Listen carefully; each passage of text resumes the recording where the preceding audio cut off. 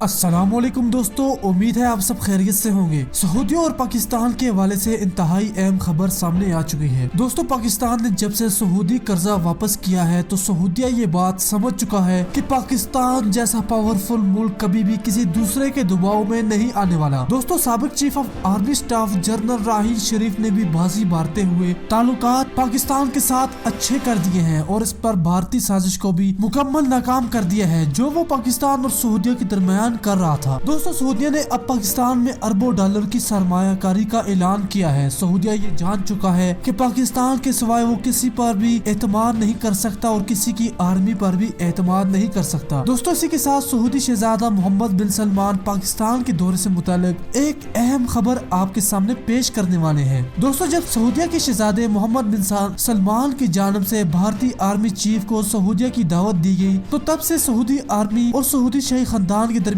شدید اختلاف پیدا ہو چکا تھا، جس کے بعد راحیل شریف نے اپنے دلیرانہ حکمت عملی سے افواج کو بغاوت سے دور رکھا ہے اور شاہی خاندان کو بھی مطمئن کرنے کا کام کیا۔ دوستو، اسی کے بعد سعودیہ کی جانب سے پاکستان کے متعلق انتہائی اہم اعلان کیا گیا ہے، جس کے متعلق سعودیہ نے پاکستان گوادر میں 4.4 بلین ڈالر کی آئل ریفائنری لگانے کا اعلان کیا ہے۔ دوستو، یہ اعلان 2018 میں کیا گیا تھا، لیکن پاکستان اور سعودیہ کے تعلقات خراب ہونے کی وجہ سے اس آئل ریفائنری کا کام روک لیا گیا، لیکن اب تعلقات اچھے ہوئے ہیں تو سعودیہ نے پہلی کیس 4.4 بلین ڈالر پاکستان کے حوالے کرنے کا اعلان کیا ہے۔ دوستو، اس سے بھارت میں شدید غصہ ہے۔ وہ سمجھ رہے تھے کہ اب سعودیہ اور پاکستان کبھی دوبارہ اپنے تعلقات اچھے نہیں کر سکیں گے۔ تو دوستو، آج بھارتی میڈیا اپنے لوگوں کو ہی برا بھلا کہہ رہا ہے کہ انہوں نے پاکستان کی سعودیہ میں طاقت کو ناپنے میں بڑی غلطی کر دی ہے، جس کا نتیجہ یہ ہوا کہ تعلقات اچھے ہوتے ہی پاکستان کو مزید 4.4 بلین ڈالر کی سرمایہ کاری مل گئی، وہ بھی گوادر میں۔